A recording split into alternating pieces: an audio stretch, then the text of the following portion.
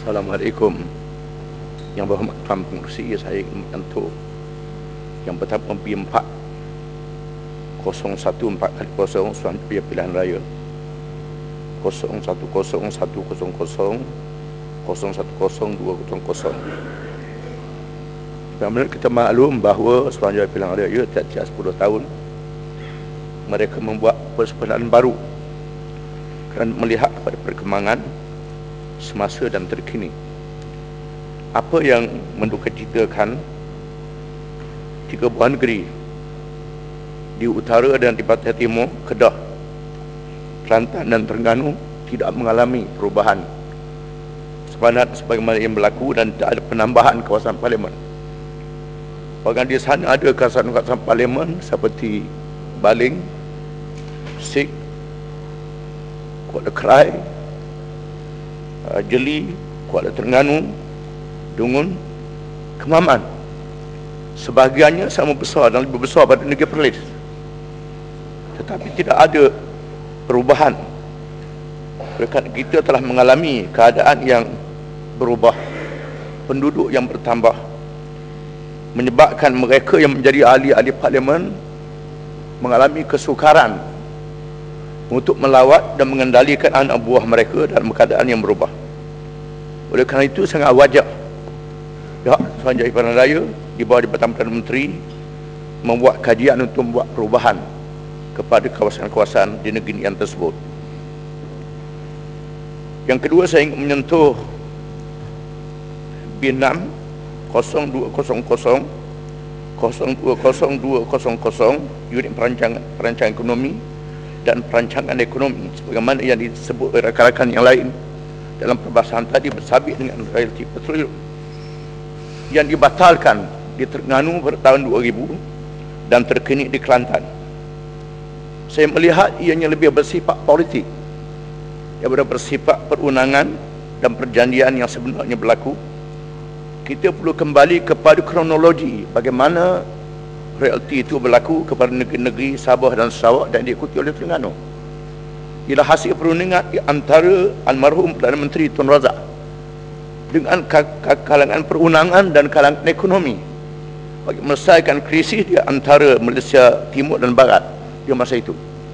Lalu mereka bersetuju menggubal dan meluluskan Akta Petroleum tahun 74 yang membawa kepada penubuhan Petronas.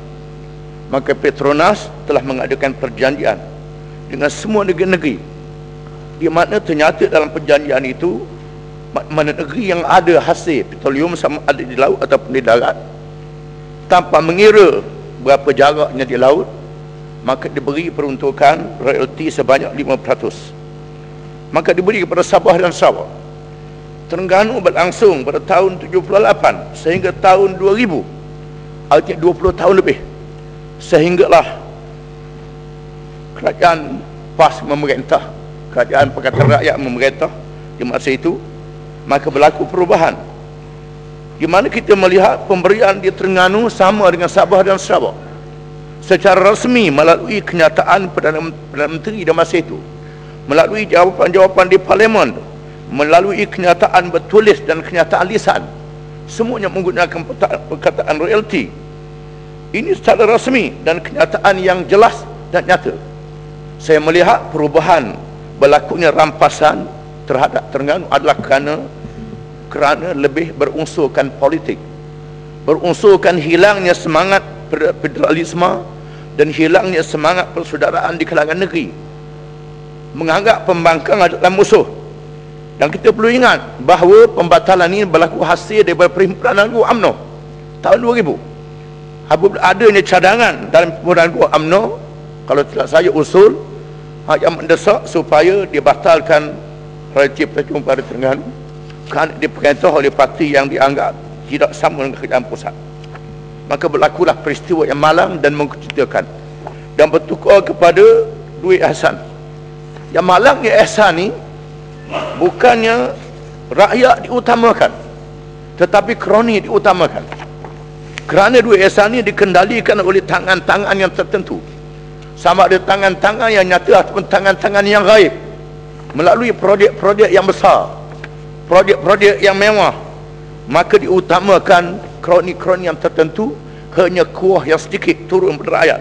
Ini ternyata ini yang berlaku di Terengganu, yang menimbulkan krisis di antara istana dan di antara politik. Ini puncanya. Saya bimbang Kelantan akan mengalami nasib yang sama, akan mengalami keadaan yang sama. Yang ketiga, saya ingin beri perhatian kepada 054x0 Jabatan Kemajuan Islam berhubung dengan penguasaan barangan halal. Barangan halal merupakan barangan yang menarik minat seluruh dunia, bukan sahaja di kalangan orang Islam, termasuk di kalangan orang yang bukan Islam. Kerana bila sebut halal, bukan sahaja berkat pada orang Islam, termasuklah bersih, adanya unsur-unsur kebersihan, maka dia mendapat satu pasaran yang luas. Apa yang membimbangkan, di sana ada pihak-pihak yang tidak bertanggungjawab, yang menyalahgunakan CD halal. Oleh kerana itu, satu peraturan yang tegas, satu tindakan yang tegas perlu diadakan, supaya persialan ini tidak menjadi bahan yang dipermainkan dan berlakunya penyelewengan. Dan seterusnya ialah berkait dengan 014x0 Suruhanjaya Pencegahan Rasuah, di mana dalam bahagian 010400 kecemalangan profesionalisme, saya melihat ini berlaku kegagalan. Mengapa gagal walaupun kita telah berpuluh tahun mencapai kemerdekaan, sedangkan indeks rasuah sangat menjunamkan negara kita ke suatu tahap yang sangat memaklukan, walaupun kita menobatkan dan menyatakan Islam adalah agama persekutuan. Puncanya tak lain tak bukan ialah kerana tidak ada unsur Islam di dalam undang-undang pencegahan rasuah, unsur perhitungan dosa dan pahala. Undang-undang yang tidak ada roh, undang-undang yang menganggap hanya pandangan mata manusia, tidak melihat diketahui oleh Allah Subhanahu wa taala. Sedangkan dari segi Islam, rasuah adalah perkara dosa besar yang diberi amaran oleh Quran, yang diberi amaran oleh hadis-hadis Nabi SAW, yang dianggap amalan kaum Bani Israel, yang dilaknat oleh Allah SWT. Mengapa roh ni tak masuk dalam diri orang Islam? Sebabnya ialah kita tidak memperkasakan undang-undang itu berdasarkan kepada roh dan sifat yang sebenar, maka berlakulah double standard di dalam tindakan. Seperti disebut rakan-rakan tadi, maka ikan-ikan kecil sahaja yang ditangkap, ikan-ikan yang besar terlepas begitu sahaja, maka berlakunya tindakan yang terpilih. Kerajaan mestilah berasa malu dan mestilah membuat muhasabah diri dalam menangani masalah, dan saya mengharap Perdana Menteri yang baru ini akan membuat perubahan dengan cara yang sebaik-baiknya. Sekian, terima kasih.